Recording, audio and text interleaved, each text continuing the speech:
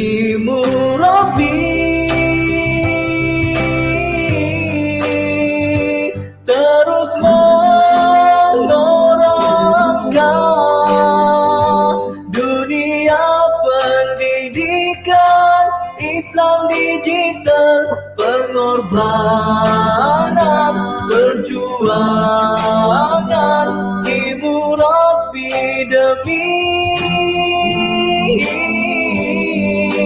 muridku,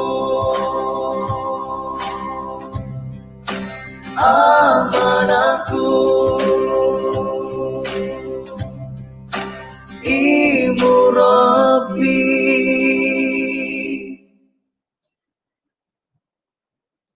Bismillahirrahmanirrahim. Assalamualaikum warahmatullahi wabarakatuh. Apa khabar penonton semua? Diharap semua dalam keadaan yang sihat. Hari ini, hari Sabtu, 16 Januari 2021 bersamaan 3 Jamadil Akhir 1442 Hijriah. Anda sedang menyaksikan secara langsung webinar bagi persediaan pengajaran dan pembelajaran Pendidikan Islam tahun 2021 di imurabi@kpm melalui Facebook dan YouTube rasmi imurabi@kpm. Saya Murabbi Azman dari Sekolah Kebangsaan Putung Indah bertugas sebagai hos pada hari ini bersama Murabbi Farahin dari Sekolah Kebangsaan Konvent Gadang yang akan menemani anda semua bagi sesi webinar pada hari ini.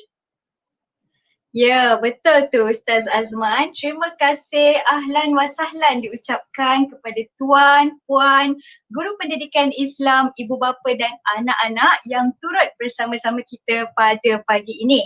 Pagi ini banyak perkara yang kita akan kongsikan.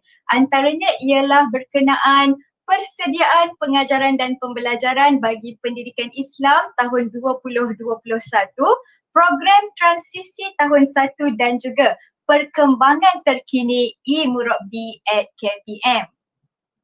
Hadirin sekalian, sebelum kita meneruskan webinar kita pada pagi ini, saya menyeru alangkah lebih baik dan meriahnya jika tuan-puan, ustaz-ustazah dan anak-anak murid sekalian dapat hebahkan program ini yang penuh manfaatnya kepada rakan-rakan sekerja kita, rakan-rakan sekelas kita, kepada ibu bapa, boleh hebahkan kepada jiran tetangga ataupun kepada sesiapa sahaja supaya mereka juga akan dapat maklumat yang terperinci berkaitan persediaan pengajaran dan pembelajaran Pendidikan Islam tahun 2021.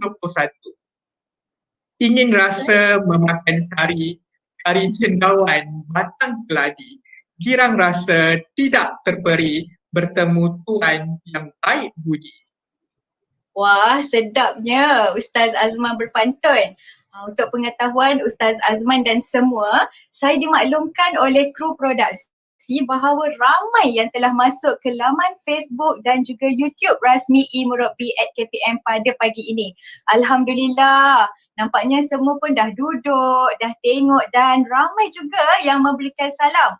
Saya bagi pihak imurabi@kpm menjawab waalaikumsalam. Terima kasih sekali lagi dan Alhamdulillah, dan semua jangan lupa sila komen di ruangan chat #muridku-amanahku dan 100 komen terawal di ruangan chat kita akan berikan penghargaan yang menarik dari kami pihak imurabi@kpm. Jadi cepat-cepat kongsikan komen #muridku-amanahku di ruangan komen masing-masing.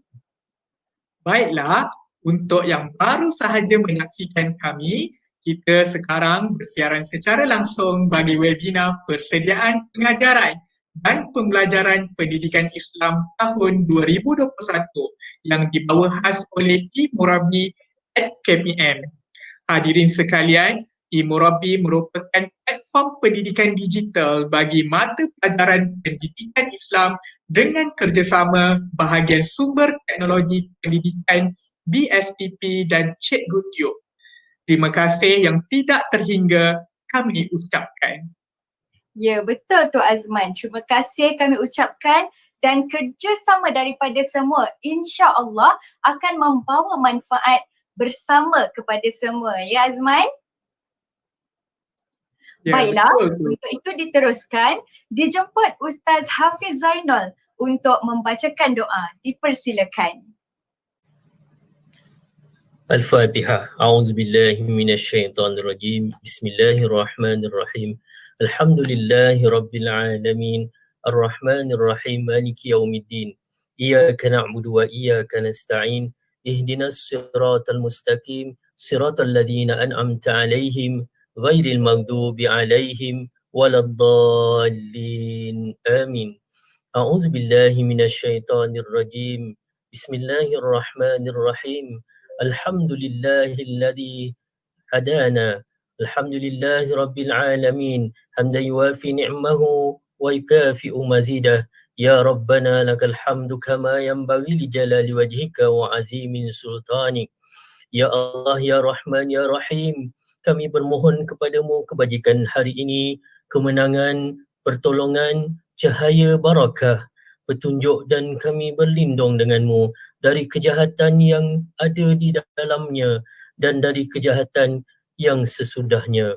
Allahumma aslih lana dinina alladhi huwa ismatu amrina wa aslih lana di dunyana allati fiha ma'ashuna wa aslih lana akhiratuna allati fiha ma'aduna waj'alil hayatu ziyadatan lana fi kulli khair waj'alil mauti rahatan lana min kulli syarr. Ya Allah, Ya Halimu, Ya Wadud, perbaikilah agama kami yang mana ia merupakan penjagaan urusan kami. Perbaikilah dunia kami yang merupakan tempat kehidupan kami. Perbaikilah akhirat yang merupakan tempat kembalinya kami. Jadikanlah kehidupan ini merupakan penambahan daripada segala kebaikan dan jadikanlah kematian merupakan kerehatan daripada segala keburukan. Allahumma ya Allah, Ya Allah, Ya Zal Fadli wal Imtinan. Pada pagi ini kami bersama-sama memohon rahmat dan naungan-Mu di dalam majlis webinar persediaan pengajaran dan pembelajaran pendidikan Islam tahun 2021. Kami bermohon agar majlis ini menjadi tautan ukhuwah, permuafakatan, perkongsian pengalaman dalam memikul amanah yang dipertanggungjawabkan kepada kami. Anugerahkanlah kami taufik dan hidayah, riayah dan inayah. Semoga majlis yang dilaksanakan ini membawa manfaat yang berkekalan kepada ummah sejagat. Dipermudahkan segala urusan dan dijauhkan dari segala kekangan dan halangan.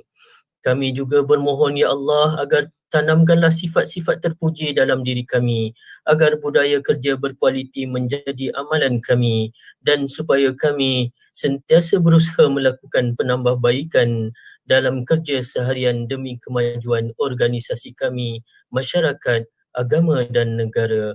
Allahumma inna nas'aluka khairal mas'alah wa khairal du'a wa khairul najah wa khairul amal wa khairul sawab wa khairul hayat wa khairul mamat wa sabbitna wa haqiq imanina warfa' darajatina waghfir lana wa liwalidayna warhamhum kama rabbawna saghira walhamdulillahi rabbil alamin.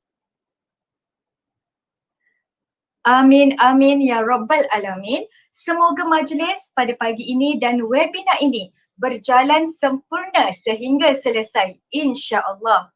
Tetap buluh kajang 10, laksana di titing kias ibarat. Angkat tangan jarinan 10 kepada Tuhan memohon berkat. Baiklah semua, Ilmu Robi at FEM telah dilancarkan pada tahun 2020 dan diteruskan lagi pada tahun 2021 untuk pendidikan Islam secara digital. Penubuhan Ilmu Robi at FEM adalah berdasarkan kepada isu pengajaran dan pembelajaran dari rumah bagi subjek pendidikan Islam apabila PKP dilanjutkan sehingga ke hari ini.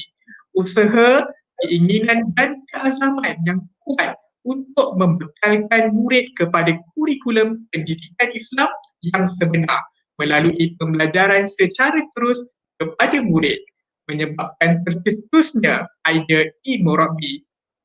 Tujuannya hanya satu, ingin memastikan adanya penyampaian kurikulum kepada murid dan bimbingan buat anak-anak murid bagi mata pelajaran pendidikan Islam.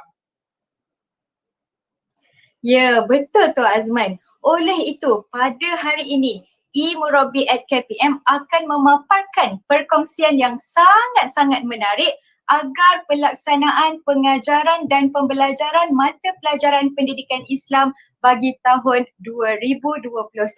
Saksikan sedikit teaser webinar kita pada pagi ini. Jom sama-sama kita saksikan.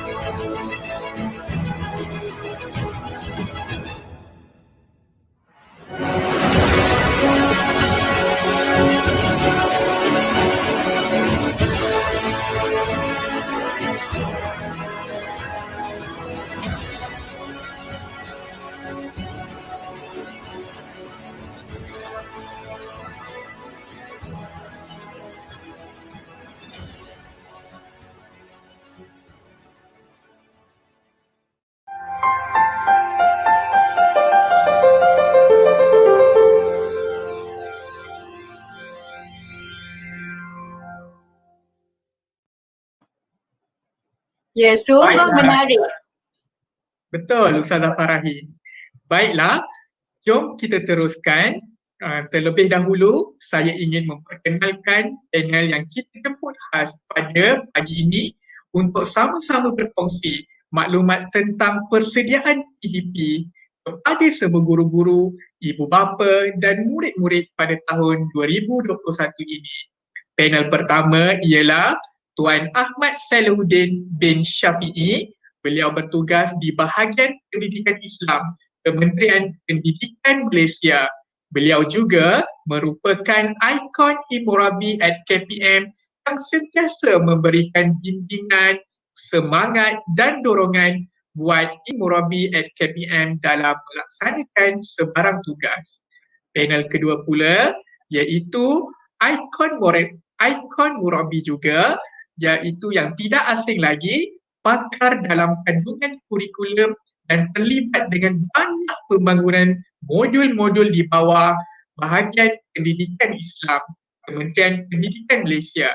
Siapa tak kenal kan? Satu Malaysia saya rasa kenal. Tokoh GPI kita, buat buku teks dan macam-macam lagi. Insan hebat tersebut ialah Ustazah Upit Asmar binti Zainal Abidin.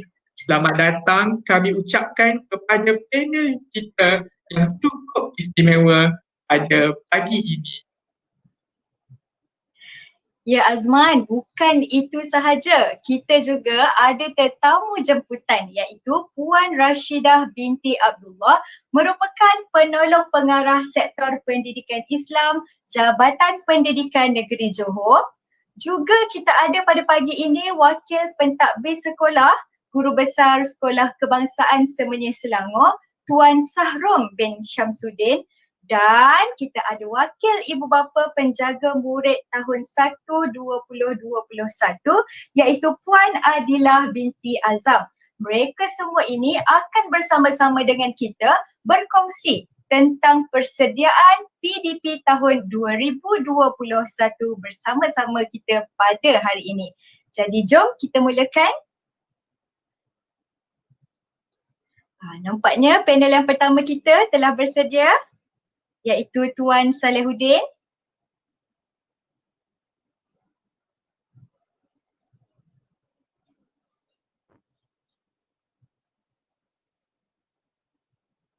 Ya, itu dia. Assalamualaikum Tuan Salehuddin. Assalamualaikum warahmatullahi wabarakatuh. Minta maaf Ya, ada apa gangguan di khabar atas talian ni. Ustaz? Mungkin line pada malam ni kurang clear sikit. Alhamdulillah, alhamdulillah, syukur. Apa khabar Ustazah Farihin dan Ustaz Azman? Alhamdulillah Ustaz. Alhamdulillah kita dapat secara dalam talian untuk sesi webinar kita pada hari ini. Terima kasih kami ucapkan Ustaz. Alhamdulillah. Okey, baiklah. Jadi saya teruskan sembang santai kita pada hari ini. Sedikit daripada Ustaz. Guru pendidikan Islam Barakallahu fina wa fikum. merupakan medium penyampai bagi kandungan pengajaran dan pembelajaran pendidikan Islam. Tanggungjawab dan amanah yang besar ditugaskan atau digalaskan kepada guru pendidikan Islam. Jadi apakah nilai yang perlu ada dalam diri setiap guru pendidikan Islam supaya dapat melaksanakan pengajaran dan pembelajaran yang berkesan kepada murid? Dipersilakan Ustaz. Bismillahirrahmanirrahim. Alhamdulillahirabbil alamin. Wal 'aqibatu lil muttaqin wassalatu wassalamu ala asyrafil anbiya'i wal mursalin wa ala alihi wa sahbihi ajma'in. Amma ba'd. Terima kasih kepada Ustazah Farihin dan Fadilatul Akh Ustaz Azman bersama-sama di dalam talian pada pagi ini. Alhamdulillah, bersyukur kita pada Allah dengan limpah kurnia inayah kasih sayang Allah.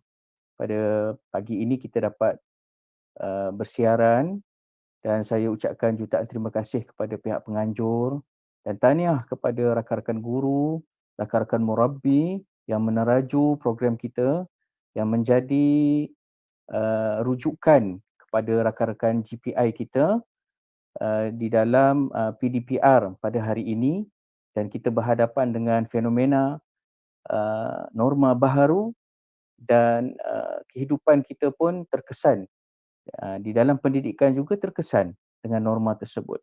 Jadi pada hari ini la budda, tidak dapat tidak, kita perlu menyahut cabaran tersebut bagi memastikan tidak ada keciciran pendidikan kepada anak-anak kita. Baik, berkaitan tentang soalan tersebut, nilai-nilai yang perlu diterapkan dan ada kepada guru-guru pendidikan Islam kita. Yang pertama, saya nak ambil akronim daripada 3 huruf. 3 huruf ni sangat sinonim dengan kita pada hari ini, iaitu huruf P, yang kedua huruf K, dan huruf yang ketiga huruf P juga. PKP. Bukan perintah kawalan pergerakan, tetapi elemen yang kita perlu terapkan perlu ada kepada seorang muallim awil mudarris awil muaddib atau murabbi atau mursyid. La budda mesti ada nilai-nilai yang saya akan sebutkan ini. Yang pertama, P yang pertama, iaitu menyedari dan mengistafi bahawa kita adalah penyebar ilmu. P yang pertama, kita adalah pewaris kepada para nabi-nabi. Rakan-rakan guru sekalian, guru-guru pendidikan Islam terutamanya, rakan-rakan saya, kalian tuan-tuan dan puan-puan adalah tulang belakang kepada Kementerian Pendidikan untuk memastikan ilmu pendidikan Islam, ilmu agama berkaitan tentang akidah, berkaitan tentang ibadah dan berkaitan tentang akhlak dapat disampaikan dengan sempurna kepada anak-anak didik kita. Dan tuan-tuan dan puan-puan, perlu kita mengisafi bersama-sama bahawa kita adalah pewaris kepada para nabi-nabi. Al-ulama warasatul anbiya. di hadapan saya ramai GPI yang alim, bukan saja alim, saleh, bahkan faqih. Di kalangan kita alhamdulillah kita berbangga. Di kalangan kita mungkin ada di kalangan kita yang pakar di dalam bidang fiqh, minal fuqaha wa mufassirin atau muhaddisin. Jadi dalam kehidupan seharian kita dan kita berhadapan dengan profession kita sebagai seorang pewaris kepada para nabi-nabi, tentunya perlu meletakkan perkara asas iaitu niat yang ikhlas menjadi tonggak kepada pekerjaan kita, kepada profession kita. Dan setiap hari, setiap kali kita solat, kita berikrar dan berjanji di hadapan Allah. Qul inna salati wa nusuki wa mahyaya wa mamati lillah. Maksudnya kita sudah pun berjanji kepada Allah setiap hari bahawa mati kita, hidup kita untuk Allah, lillah, untuk Allah. Jadi dengan sebab itu perlu kita sentiasa ada penghayatan dan penginsafan dan menginsafkan bahawa kita adalah pewaris kepada para nabi-nabi. Dengan sebab itu, selain daripada meletakkan keikhlasan, yang kedua, kita selalu menyebut bahawa kerja adalah satu ibadah. Lebih-lebih lagi mengajar. Kita keluar daripada rumah, kita niat lillahi ta'ala, maka kerja buat kita tadi, lebih-lebih mengajar tadi adalah ibadah. Bagi mereka yang menilai kerja mereka adalah ibadah, mereka tidak akan main-main dengan pekerjaan mereka. Maksudnya mereka akan jaga integriti dan jaga segala benda yang boleh menyebabkan berlakunya kecacatan pahala dan kemurkaan daripada Allah. Dengan sebab itu, bila sebut kata niat, makanuhul qalb, tempatnya adalah di hati. Saya ambil kata-kata hukama ada menyebut, untuk memperbaiki dunia, maka hendaklah perbaiki manusianya. Untuk memperbaiki manusia, maka hendaklah perbaiki hatinya.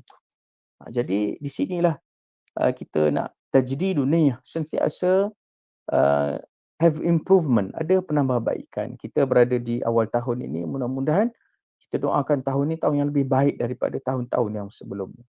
Walaupun kita menghadapi beberapa liku-liku cabaran dan dugaan, tetapi tidak menjadi penghalang untuk kita meneruskan proses pendidikan, proses PDP untuk kita sampaikan amanah kita kepada anak-anak kita. Baik, yang kedua, K.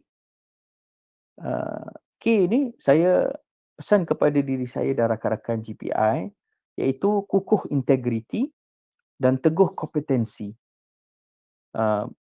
Di sini kita perlu menonjolkan sikap profesional kita yang mempunyai kepakaran dan keterampilan dan cekap dalam pengurusan dan pentadbiran.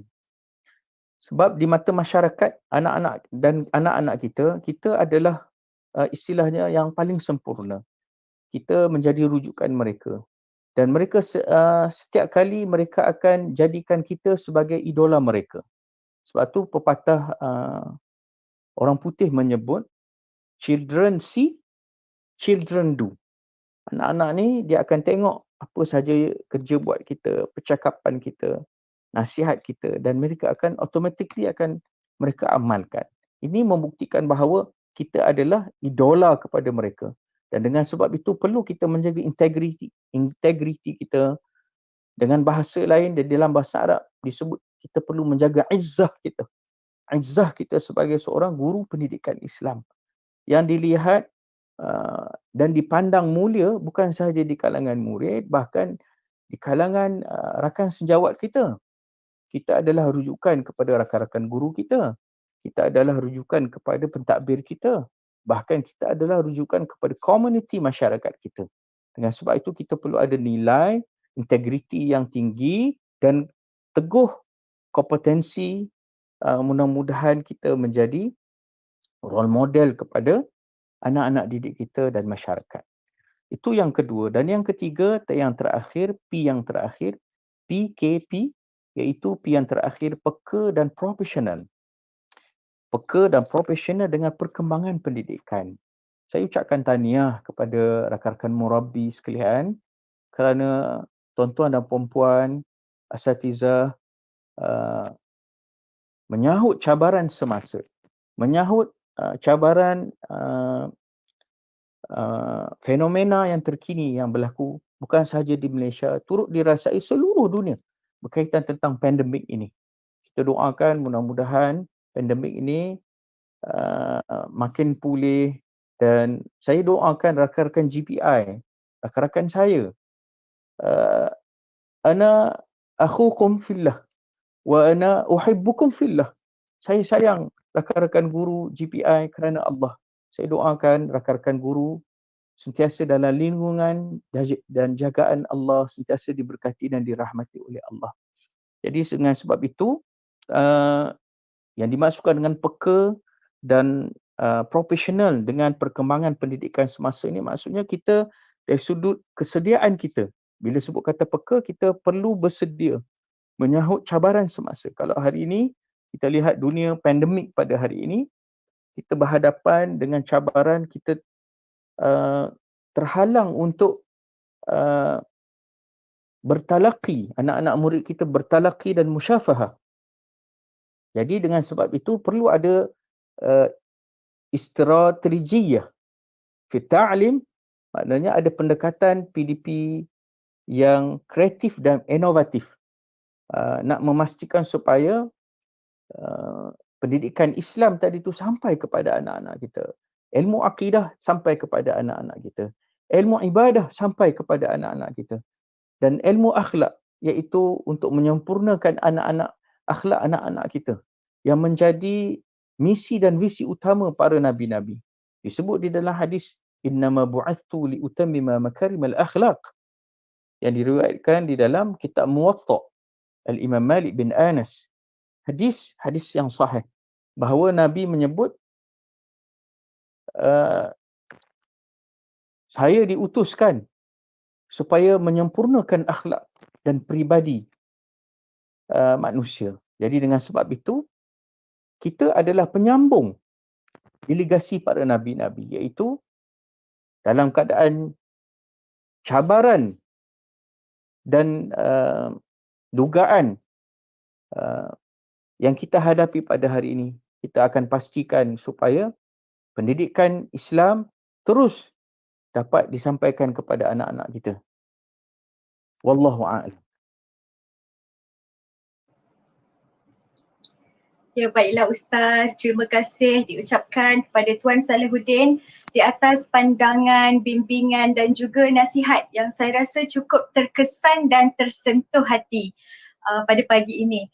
Jadi pelbagai nilai yang telah Tuan Salahuddin kongsikan, antaranya ialah niat, guru pendidikan Islam perlu peka, profesional, bersedia menyahut cabaran pendidikan pada masa kini, kerana guru pendidikan Islam merupakan penyambung delegasi bagi menyampaikan pendidikan Islam secara berkualiti. Baiklah, kita akan teruskan kepada Ustazah Upik pula. Ustazah Upik.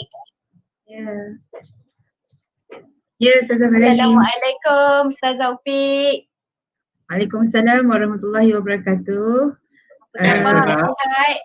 Sihat? Alhamdulillah sihat. Kalau tak sihat tak ada kat sini.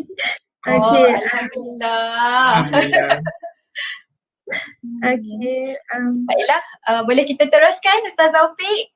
InsyaAllah setakat mana yang seronok dapat melihat Ustazah Upik, dan saya percaya ramai sangat guru pendidikan Islam yang berkobar-kobar juga ingin mendengarkan perkongsian daripada Ustazah, insyaAllah. InsyaAllah. Okay. Baiklah Ustazah, sepatutnya kita akan menjalani sesi persekolahan 2021 tidak lama lagi.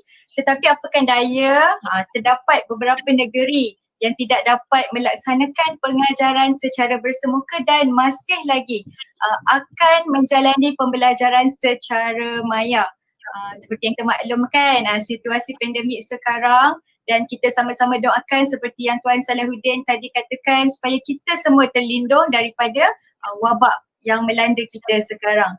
Untuk itu Ustazah, sedikit perkongsian daripada Ustazah. Apa yang perlu guru pendidikan Islam laksanakan bagi memenuhi kehendak dan keperluan pengajaran dan pembelajaran yang terkini? Dipersilakan Ustazah Upik. Okay. Pertama sekali, Alhamdulillahirrabbilalamin, bersyukur kita berjumpa sekali lagi dalam webinar. Tahniah kepada pihak penganjur, terima kasih kepada Ustazah Farahin selaku host dan Ustaz Azman. So saya ni bercakap berdasarkan pengalaman saya sebagai seorang guru lah ya, wakil guru lah kita kata dekat sini. Okay. Jadi bila sebut tentang persediaan, apa yang kita perlu buat tentang apabila kita menghadapi pandemik COVID ni adalah guru-guru kita sebenarnya dalam keadaan masih terkejut. Kita masih dalam proses untuk membiasakan diri kita dengan pendekatan-pendekatan baru. Dan bila kita bercakap tentang pendidikan Islam, kerana pendidikan Islam ni dia ada dua asas. Asas yang pertama adalah asas topical base. Dia berdasarkan topical base, maknanya mengikut tajuk-tajuk tertentu, mengikut seperti ibadat, akidah, adab dan juga sirah. Okey, dan dia ada juga satu lagi perkara, satu lagi asas, iaitu skill base yang berdasarkan kepada kemahiran. So bila kita sebut tentang pembelajaran yang berkait dengan topical base, dia tidak sesusah untuk kita sampaikan berbanding dengan yang skill base. Sebab skill base sebagaimana bacaan Al-Quran, mengaplikasi tajwid, hafazan ataupun program JCOF yang kita tahu iaitu khatam Al-Quran dan juga tasnif. Semua ini akan terjejas apabila kita melakukan pembelajaran dari rumah lah. Jadi tapi itu bukan kekangan ataupun bukan halangan untuk kita untuk menyampaikan ilmu, sebab kalau kita rujuk dalam manual PDPR yang dibekalkan oleh Kementerian Pendidikan, ada 9 muka surat je, tak banyak pun kan. Jadi di situ kita tahu bahawa terdapat 3 pendekatan dalam pelaksanaan PDPR. Yang pertama ialah pendekatan dalam talian. Okey, dalam talian ni maknanya apa-apa untuk bacaan Al-Quran, untuk yang skill base ni kalau boleh kita ambil pendekatan dalam talian, sebab sama ada dia real time, dia adalah dalam bentuk real time, dan juga kita bersemuka dengan murid cuma atas talian sahajalah. Jadi benda-benda yang kita perlu sampaikan macam Al-Quran ni dia memang kena talaqi dan musyafahah. Dia tidak boleh ditunjukkan melalui gambar-gambar, dia mesti talaqi dan musyafahah. Jadi kita sesuaikanlah bagaimana kita nak laksanakan, dan sebagaimana yang sekarang ni kita ada platform eMurabi. Jadi di situ mungkin kita sebagai guru kita boleh ambil bagaimana kita jadikan platform itu sebagai satu tempat untuk kita melakukan pengajaran secara talaqi dan musyafahah. Okey. Lepas tu kalau kita rasakan dalam talian kita faham bahawa ada kekangan-kekangan daripada dalam kalangan kita sendiri ataupun dalam kalangan anak murid kita bila kita laksanakan secara dalam talian. So bila kita tak ada kekangan di situ, kita kena beralih, cari alternatif lain. Jangan berhenti kat situ, cari alternatif lain supaya kita boleh juga sampaikan, tapi dalam keadaan yang berbeza, iaitu melalui luar talian. Sebab kita tahu bahawa ada 3 pendekatan dalam manual PDPR kan. Yang pertama dalam talian, yang kedua luar talian, maknanya murid-murid dia download sendiri yang kita dah rakamkan, dan dia tengok bagaimana guru menyebut kalimah-kalimah yang ada dalam bacaan Al-Quran. Ini saya cakap tentang perkara yang skill base lah. Yang topical base ni dia lebih mudah untuk kita laksanakan. Dan kadang-kadang pendekatan yang ketiga ialah offsite. Bila kita kata offsite, maknanya kita ada tempat lain untuk kita belajar. Jadi saya rasa benda ni memang takkan berlaku lah dalam keadaan sekarang ni. So kita ada 2 pendekatan. Jadi kita sebagai guru pendidikan Islam, kita punya kreatif lah untuk mencari apakah dia alternatif terbaik untuk kita sampaikan mengikut kesesuaian disiplin, ilmu dan bidang yang kita tentukan dalam kita punya PDP. Jadi kalau pendidikan Islam itu adalah bentuk skill base, kita kena cari sampai murid boleh dapat kuasai kemahiran tersebut dengan panduan kita, sama ada secara langsung real time dalam talian ataupun luar talian, di mana kita sediakan bahan dan mereka boleh tengok cara bacaan, mungkin cara sebutan, dan kita ni guru-guru kena kreatif sikit lah Saya ni old school lah, dah lama-lama, tapi terpaksa juga kita, inilah nama dia, paradigm shift, perubahan ataupun anjakan paradigma yang kita terpaksa lakukan, berhijrah. Kalau dulu kita dalam comfort zone, sekarang kita terpaksa cari alternatif asalkan kita dapat membantu anak murid kita. Jadi tidak bersemuka berdepan macam dalam kelas, tidak menjejaskan ataupun tidak langsung menghalang kita. Sepatutnya tidak menghalang kita lah untuk tetap menyampaikan ilmu, mengikut disiplinnya dan menyampaikan kemahiran. So kita kena ingat, sebagai guru kita kena amalkan pengetahuan kita kena beri, kemahiran kita kena beri, dan juga jangan lupa nilai-nilai, sebab pendidikan Islam memang berkait rapat dengan nilai. So saya rasa itu boleh menjawab lah. So jangan lupa rujuk kepada manual PDPR yang telah dibekalkan kepada kita. Dia ada 9 muka surat ke-4 sehingga ke-7 dia ada menceritakan tentang pendekatan dan kaedah PDPR, dan muka surat 8 dan 9 tentang macam mana nak laksana PDPR dengan berkesan. Dan bila kita sebagai guru kita kreatif, insya-Allah kita akan mampu laksanakan. Jangan patah semangat, sebab teachers, kita sebagai guru, kita adalah orang yang dipandang ataupun diharapkan untuk memberi ilmu sebagaimana Ustaz Salahuddin bagi tahu sebentar tadi. Okey, saya rasa sampai situ untuk jawapannya. Ustaz Safarini? Ya, betul tu. Saya sangat setuju. Sebagai guru, kita perlu memenuhi keperluan dan kita perlu menangani segala cabaran. Kita mesti keluar dari comfort zone, dan yang penting kita berusaha untuk menyediakan yang terbaik buat anak-anak kita. Kan saya dah kata tadi kan, banyak pengalaman dan pengetahuan yang Ustazah Upik kongsikan, seperti penggunaan manual PDPR yang telah disediakan. Jadi ingat muka surat berapa sampai berapa seperti yang Ustazah Upik sebutkan tadi, dan kita sama-sama ulang kaji agar PDPR yang dilaksanakan adalah PDPR yang berkesan. Baiklah, sekarang masa yang ditunggu-tunggu iaitu soalan yang akan diajukan kepada wakil guru besar kita, iaitu Tuan Syahrom bin Syamsuddin dari Sekolah Kebangsaan Semenyih. Selamat datang Tuan. Terima kasih kerana sudi menyebut saya. Ya, Alhamdulillah. Terima kasih Tuan kerana sudi menjadi tetamu kita dan berkongsi mewakili guru besar di setiap sekolah-sekolah rendah di Malaysia.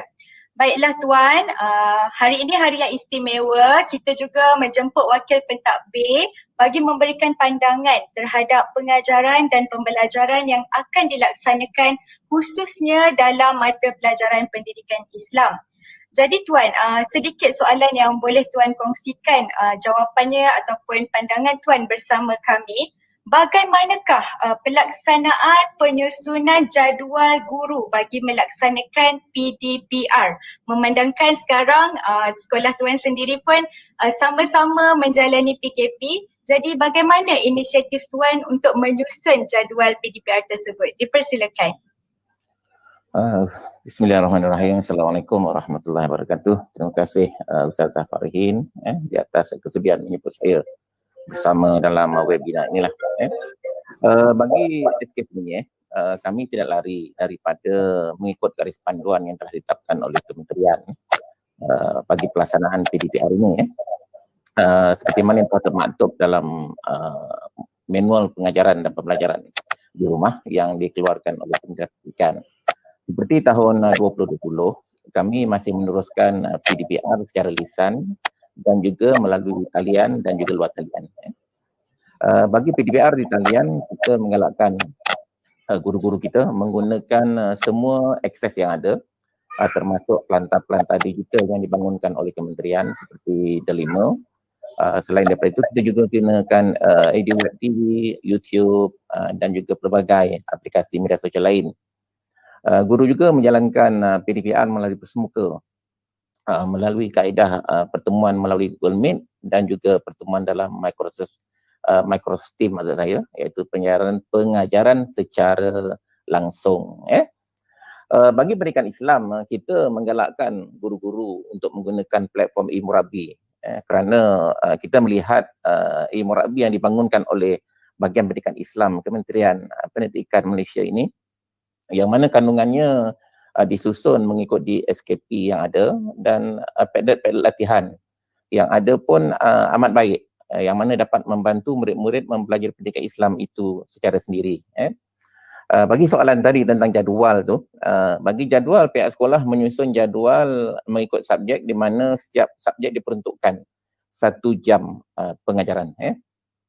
Setiap hari hanya 2 mata pelajaran sahaja yang kita susun dalam jadual, yang itu bersesuaian lah dengan dasar yang ditetapkan oleh kementerian, iaitu PDPR selama 2 jam sehari.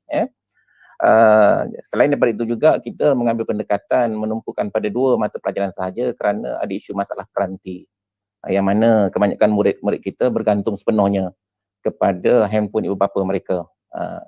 Dari bagi pendidikan Islam, kami telah menetapkan bahawa pendidikan Islam dijalankan pada setiap hari Jumaat bersama dengan pendidikan moral.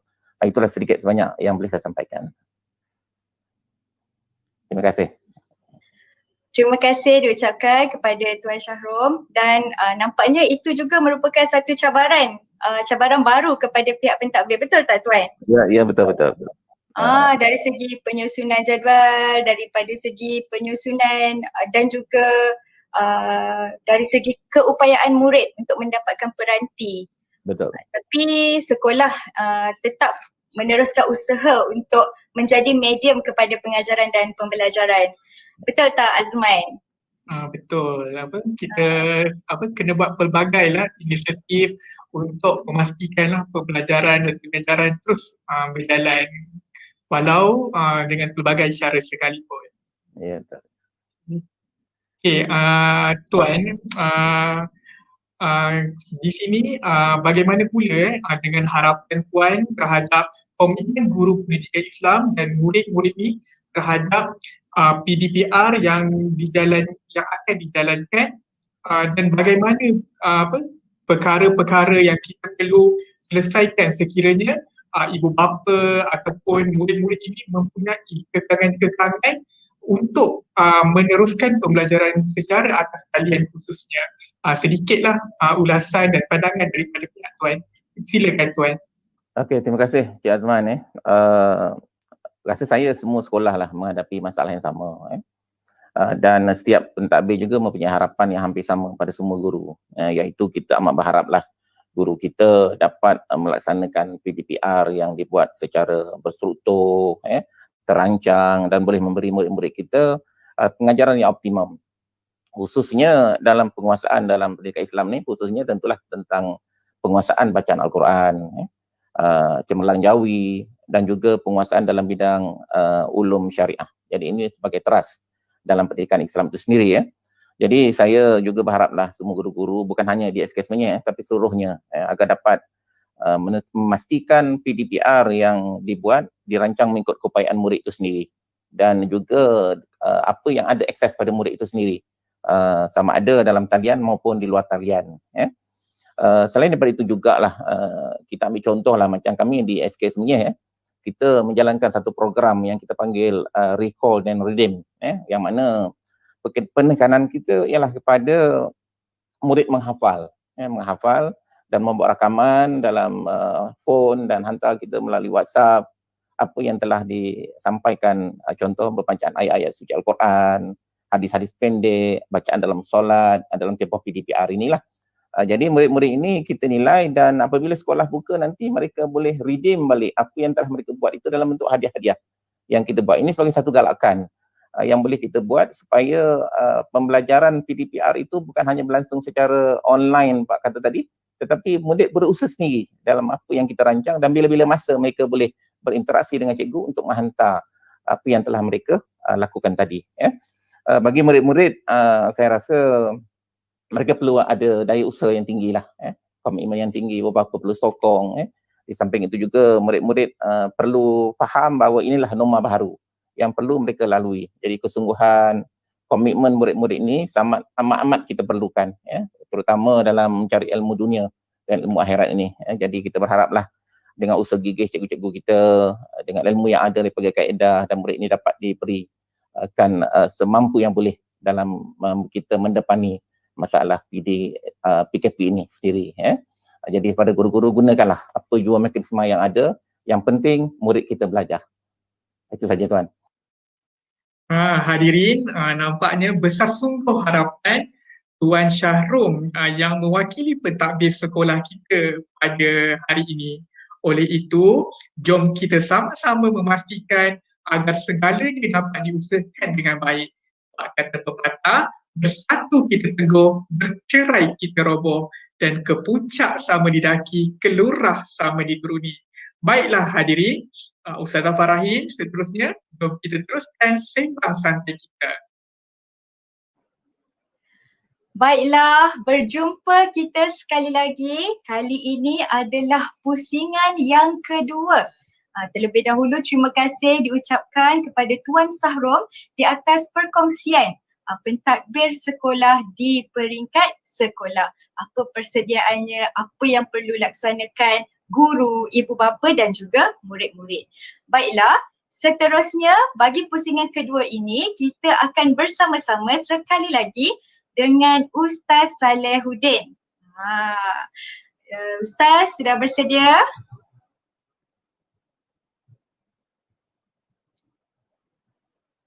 Ya Azman, seronok kan Azman perkongsian tadi? Betul, banyak ilmu-ilmu dan perkongsian yang sangat bermanfaat untuk kita amalkan sebagai seorang guru pendidikan Islam. Okay. Baiklah, Ustaz Salehuddin, boleh kita teruskan?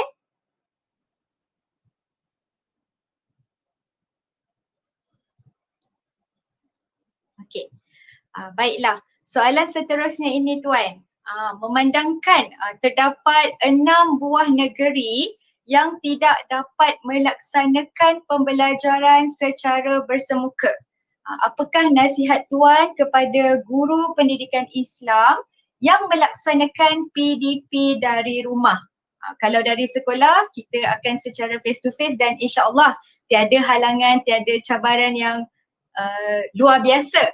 Tetapi apa nasihat Tuan kepada guru-guru pendidikan Islam khususnya yang melaksanakan pengajaran dan pembelajaran dari rumah? Dipersilakan Tuan. Berkaitan tentang cabaran pada hari ini, kita melihat perintah kawalan pergerakan yang berlaku kepada beberapa buah negeri dan kepada negeri-negeri yang tidak terlibat, saya ucapkan selamat bertugas dan selamat menjalankan amanah daripada Allah kepada anak-anak didik kita, dan saya doakan semoga dipermudahkan segala urusan rakan-rakan GPI kita pada hari yang pertama dalam menjalankan tugas. Baik untuk rakan-rakan guru GPI kita yang masih berada di negeri-negeri yang tersenarai di dalam PKP, tidak terkecuali dan tidak menghalang untuk kita dapat teruskan PDPR kita daripada rumah untuk kita sampaikan kepada anak-anak kita. Cuma bila berhadapan dengan kita kata situasi yang kita tidak dapat bertalaqi dan musyafahah, kita memaksimumkan penggunaan media sosial ni untuk pendidikan. Tadi saya sebut tadi berkaitan tentang sebagai seorang GPI perlu peka dan profesional dengan perkembangan pendidikan, iaitu menguasai ilmu ICT dan teknologi. La budda pada hari ini. Tidak dapat tidak, memang kita bagi menyahut cabaran pada hari ini, kita perlu menguasai ilmu ICT. Dan untuk kita kata PDPR yang mungkin memakan masa yang ataupun tempoh yang sangat singkat, saya pesan kepada diri saya dan rakan-rakan GPI supaya penyediaan tadi tu, yang pertama istilah ABM ni, yang pertama yang wajib adalah sama ada laptop ataupun handset kita lah. Itu adalah saluran untuk kita berkomunikasi, berinteraksi dengan anak-anak kita.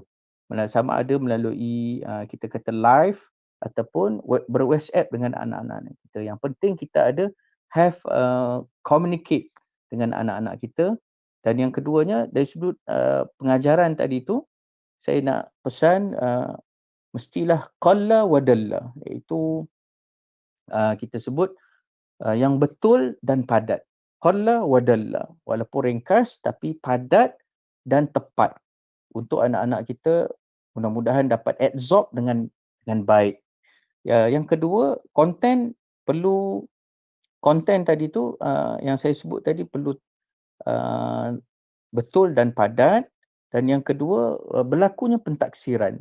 Maksudnya walaupun kita mengajar, mungkin pada kita hanya bercakap seorang-seorang, tetapi anak-anak kita di luar sana mereka memerhatikan dan teliti apa sahaja yang kita mengajar, apa yang kita sampaikan.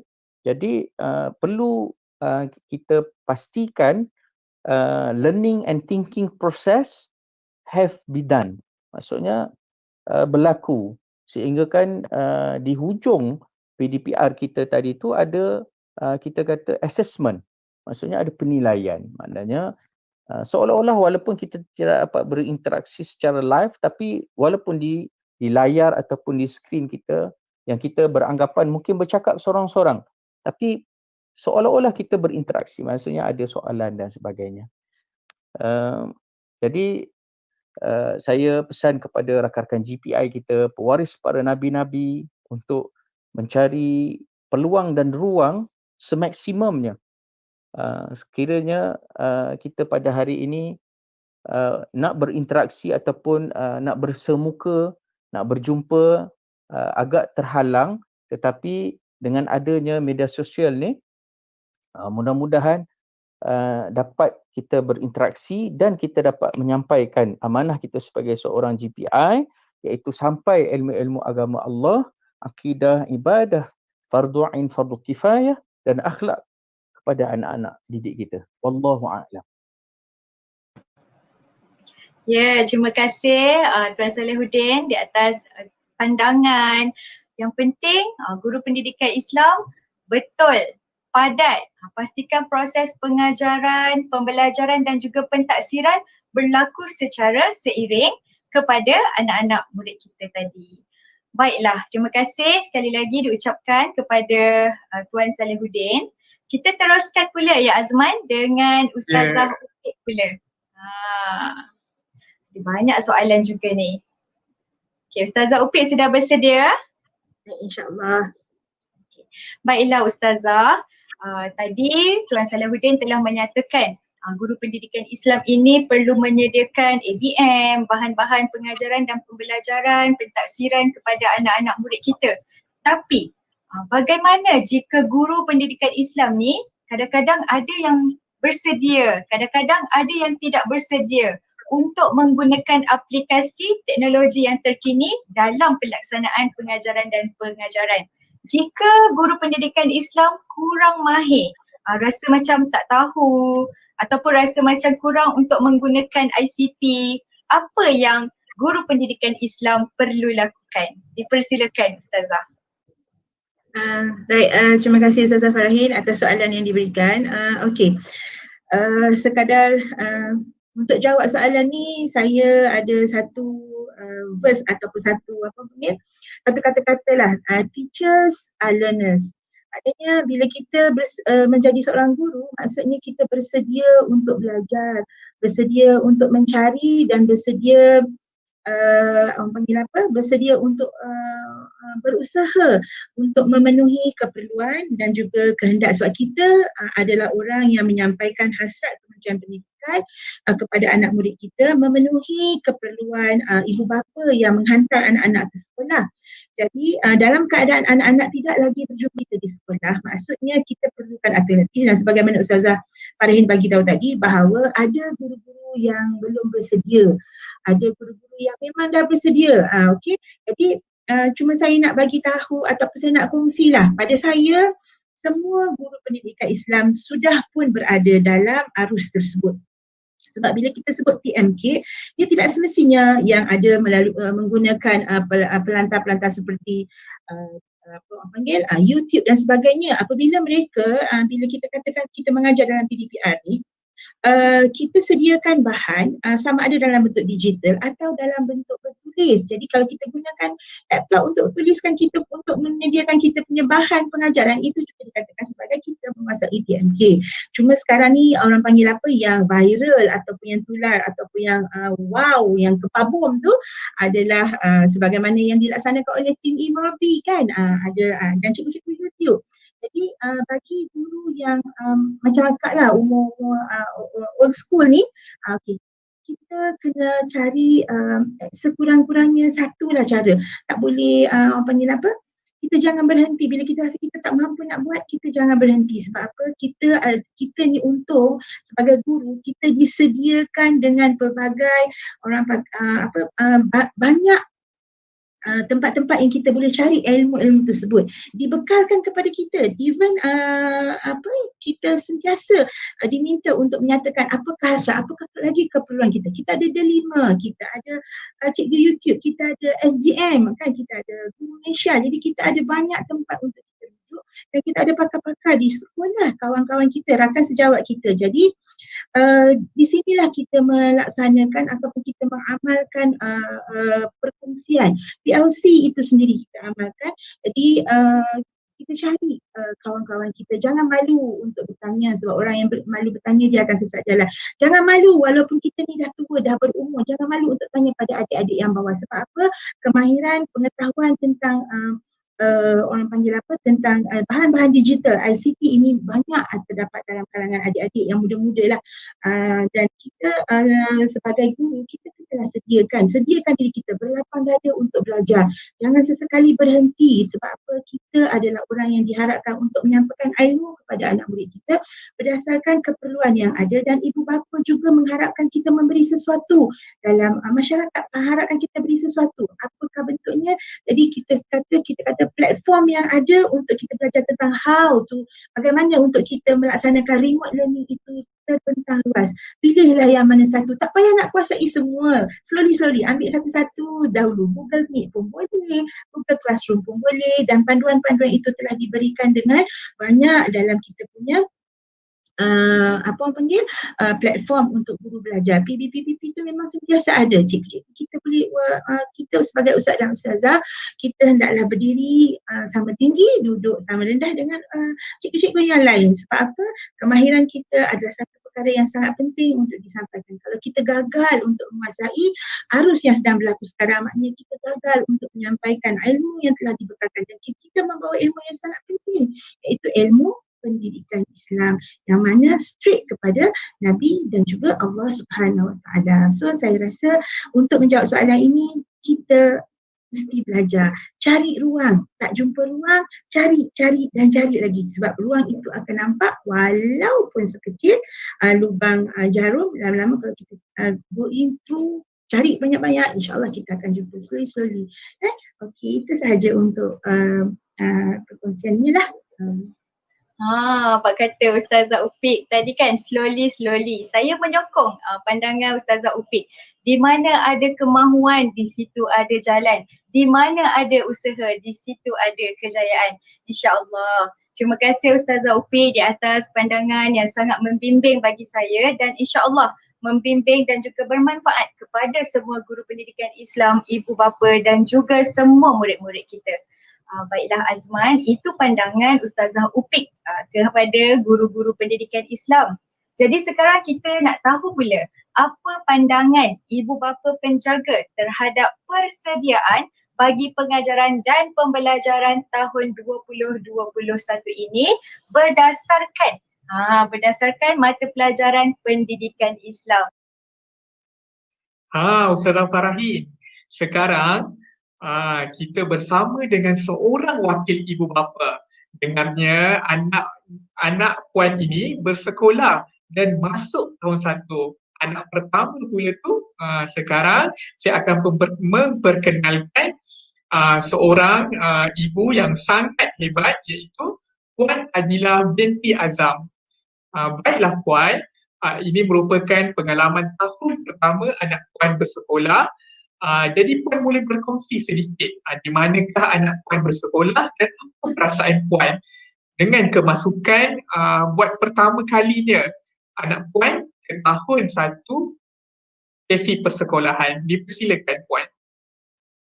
Okey, Assalamualaikum warahmatullahi wabarakatuh. Terima kasih kepada pihak Murabi sebab sudi jemput saya untuk jadi wakil ibu bapa. Okey, anak sulung saya, Adra Solehah akan bersekolah di SK Konvent Kajang lah untuk tahun ni, tahun 2021. Okey, yang pertamanya sebagai seorang ibu saya rasa sangat teruja. Tapi dalam masa yang sama saya agak risau jugalah sebab memandangkan pandemik COVID masih belum berakhir. Kita akan jalankan pengajaran, cikgu-cikgu akan jalankan pengajaran menggunakan medium online. Jadi saya tak tahulah nak expect macam mana anak saya nanti macam mana nak menghadap komputer, boleh fokus ke tidak, ada kerisauan lah sedikit di situ. Tapi secara keseluruhan memang saya dan anak saya pun tak sabar-sabar dah lah nak pergi sekolah. Dah hari-hari try baju tapi belum boleh pergi sekolah lagi. So kita kena explain lah. Itu saja. Excited lah dengar Puan ceritakan dan berkongsi bagaimana keseronokan anak pertamanya ingin memasuki ke alam persekolahan. Seterusnya Puan, anak Puan bersekolah di Semenyih, Selangor kan, dan Selangor ni merupakan negeri yang terlibat dengan tempoh Perintah Kawalan Pergerakan 2.0. Jadi Puan, pengajaran akan dijalankan di rumah dan secara tidak bersemuka lah, iaitu mudahnya secara atas talian. Jadi apa pandangan Puan terhadap pembelajaran dari rumah ini? Dipersilakan Puan sedikit ulasan. Okey, pada pandangan saya sebagai seorang ibu, sebab sebelum ni pun anak saya dah tadika, dia pun secara online jugalah. Saya nampak dia boleh fokus tapi fokus yang tak berapa lama lah. Cuma bila pengajaran secara dalam talian ni dia ada pro and kontra dia. Yang pertama, bila kita guna online kita manfaatkan teknologi yang memang semua orang tak boleh nak lari dah, semua orang memang kena guna teknologi yang ada. Tapi kerisauan saya adalah dari segi fokus anak-anak. Bila dah terlampau ramai, cikgu pun dah tak boleh nak layan semua kan. Jadi bila dia tengok cikgu dah tak layan dia, mungkin dia dah lari fokus dia dah tak dengar lah cikgu nak cakap apa. Risau yang itu je lah. Yang lain saya rasa cikgu-cikgu kat sini semuanya hebat-hebat, boleh bagi apa yang sepatutnya anak-anak kita dapat lah. Adalah sedikit kerisauan tapi insya-Allah semuanya tu boleh kita laksanakan dengan baik. Tapi saya setujulah, tak ada pilihan lain dah. Sekarang semua orang memang kena online, memang kena hadap. Itu je. Okay, betul tu Puan kan. Yang paling penting kita semua kena saling bekerjasama di antara pihak sekolah dan juga ibu bapa. Kita sama-sama berusaha untuk menjayakan proses PDPR ini berjalan dengan lancar dan jayanya. Baik Puan, apa pandangan Puan berkaitan dengan waktu yang sesuai bagi pembelajaran dari rumah, khususnya bagi mata pelajaran pendidikan Islam, dan Puan rasa juga untuk pembelajaran pendidikan Islam dari rumah penggunaan tulisan Jawi atau Rumi yang mana lebih sesuai atau kedua-duanya sekali, dan mengapa Puan? Dipersilakan. Okey, pertama sekali saya rasalah pandangan peribadi saya, kalau untuk sesi belajar ni untuk anak-anak kecil ni seeloknya waktu pagilah. Dia dah bangun pagi tu dia dah segar, dah fresh, dah mandi semua, tapi jangan terlampau awal lah, mungkin dalam pukul 9 lebih sesuai lah, pukul 9 pagi kan. So anak-anak dah sarapan semua, saya rasa waktu itu yang paling sesuai. Dan yang kedua, cara penyampaian tadi tu, untuk pendidikan Islam sama ada tulisan Jawi ataupun tulisan Rumi. Pandangan saya seeloknya kita guna kedua-dua. Yang pertama, kalau kita guna bahasa tulisan Rumi sepenuhnya, nanti anak kita ni tak ada pengetahuan tentang tulisan Jawi. Yang pertama tulisan Rumi sebab kefahaman anak tu lebih kepada tulisan Rumi lah. Tapi tidak dilupakan ibu bapa bukan cikgu-cikgu, ustazah-ustazah kan, ustaz-ustaz boleh juga selit memang akan guna tulisan Jawi kan supaya anak-anak kita ni dia terdedah. Sebab saya sendiri ada niat untuk ajar anak tulisan Jawi, cumanya bahan-bahan tu terhad. Sebab saya ada perasan kawan saya anak dia pasti dia ada sumber untuk buku tulisan Jawi, tapi saya tak jumpa buku tu dekat pasaran. Tak tahulah saya terlepas pandang ke apa, tapi at least kalau cikgu-cikgu, ustaz-ustazah guna juga tulisan Jawi, secara tak langsung anak-anak kita akan terdedah. Tak adalah dia tengok tulisan Jawi tu terkejut, tak pernah tengok kan, sebab kalau yang mengaji dia kenal lah kan. Tapi yang mungkin tak terdedah langsung ni masalahnya, tapi kita boleh guna dua-dua lah secara keseluruhannya kita guna dua-dua. Yang tu Jawi tak tinggal, dan kalau guna tulisan Rumi murid lebih faham. Betul tu. Jadi kita seelok-eloknya guna kedua-duanya sekali. Dan macam Puan cakap, sebenarnya belajar secara atas talian inilah merupakan cara yang terbaik pada masa sekarang. Murid akan rasa seolah-olah berada di sekolah kan, dan wujud je interaksi dua hala jika pembelajaran itu dapat dijalankan secara atas talian dengan melalui Facebook Live, YouTube Live ataupun Google Meet dan sebagainya.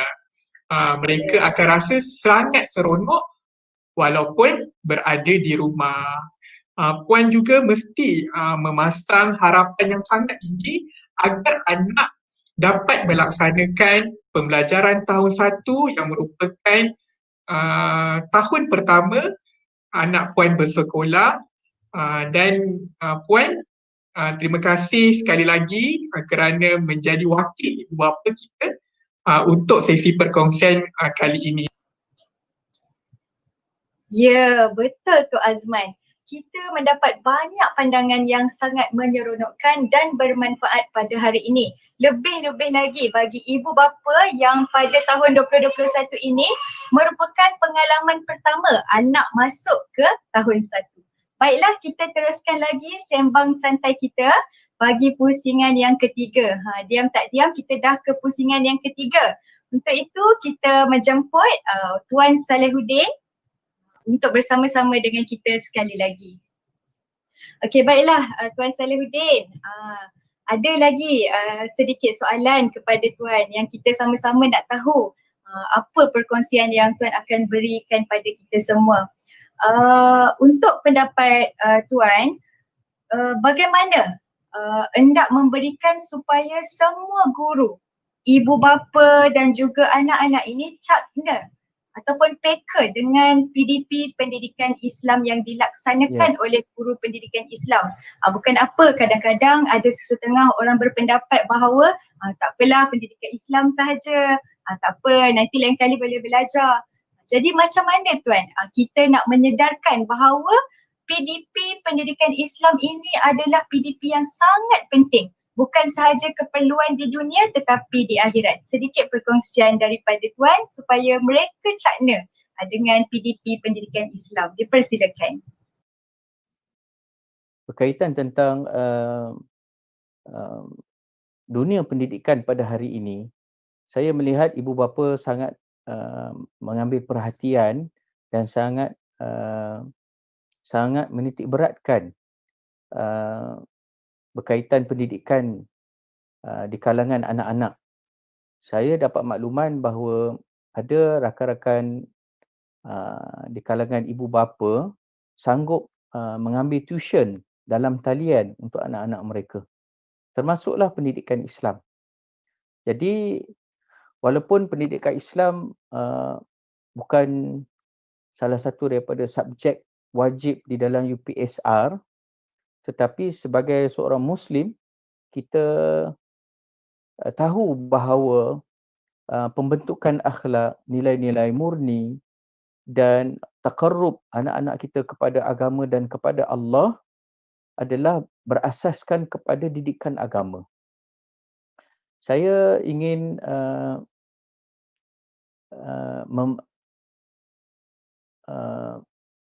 berpesan kepada diri saya yang saya juga mempunyai beberapa orang anak dan ibu bapa di luar sana, bahawa anak-anak kita adalah aset kita di akhirat kelak. Anak-anak kita adalah aset kita di akhirat kelak.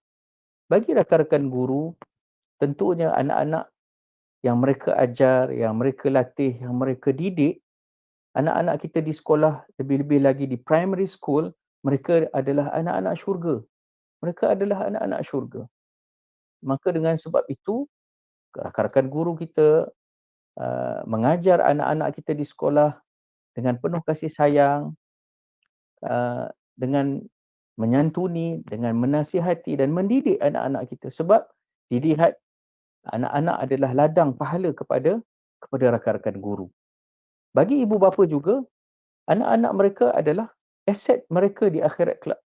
Di dalam satu hadis yang diriwayatkan oleh Sayyidina Abi Hurairah radhiyallahu anhu, qala an-nabiy sallallahu alaihi wa alihi wasallam, "Idza mata bi ibni Adam inqata'a 'amaluhu." Mati sahaja anak Adam, maka terputus hubungannya dengan dunia. Maksudnya, apa-apa amalan yang lain selepas daripada dicabut sahaja nyawa mereka, maka tidak dibenarkan dan tidak boleh lagi untuk membuat apa-apa amalan.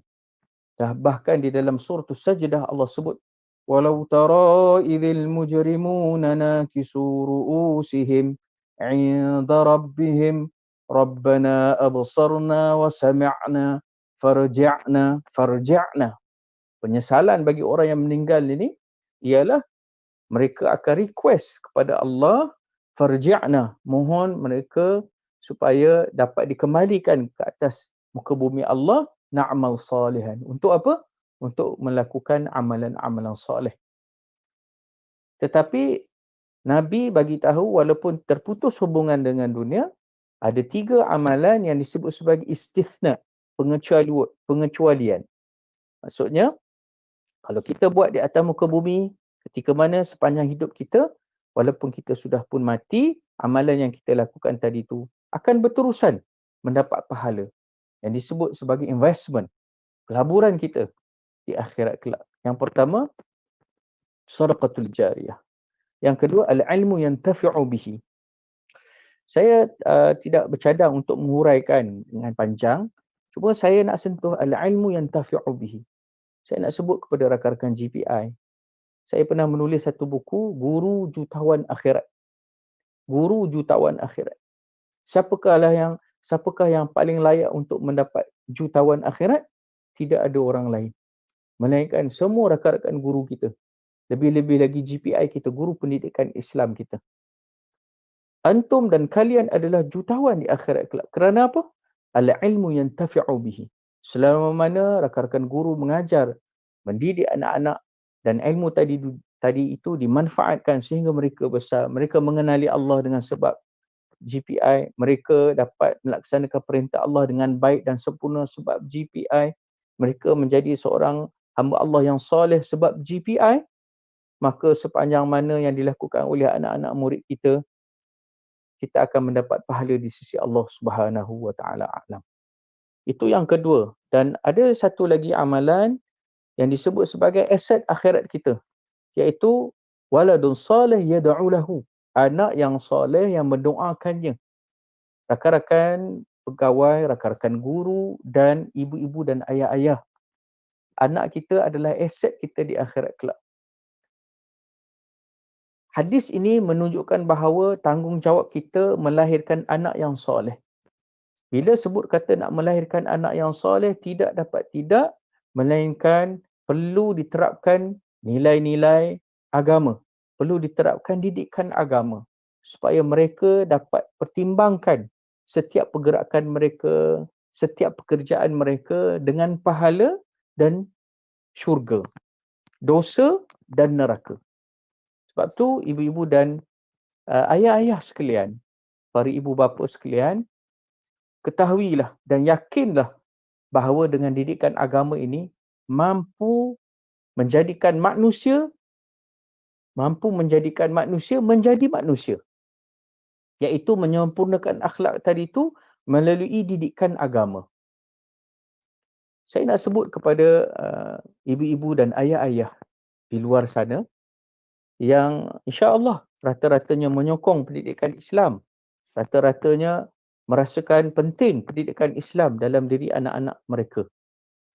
Apapun satu hari nanti anak-anak kita berkerjaya, kalau katalah dia seorang doktor, apa yang kita harapkan, apa yang Kementerian Pendidikan harapkan, apa yang kita terapkan di dalam PDP kita di dalam kelas, sepanjang kita mendidik anak-anak didik kita dengan pendidikan Islam, diterapkan elemen akidah, takutkan kepada Allah, sentiasa malu kepada Allah, adanya pahala dan syurga, adanya dosa dan neraka.